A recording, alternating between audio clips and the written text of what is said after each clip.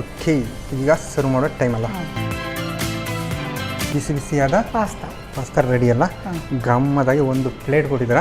Pasta ತಯಾರಿಸುವ ವಿಧಾನ: ಫುಸೇಲಿಯನ್ನು ಉಪ್ಪು ಹಾಗೂ 1 ಚಮಚದಷ್ಟು ಎಣ್ಣೆ ಹಾಕಿ ಬೇಯಿಸಿಟ್ಟುಕೊಳ್ಳಿ.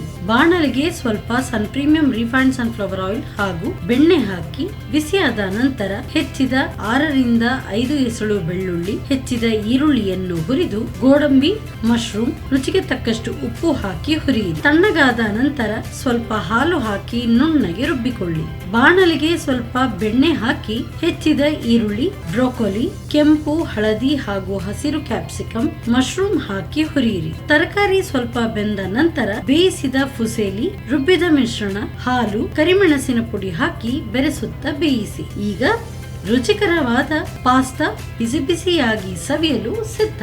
ನಮ್ಮ ಟಿವಿ ಕರಾವಳಿ ಕರ್ನಾಟಕದ ನಾಡಿಮಿಡಿತ.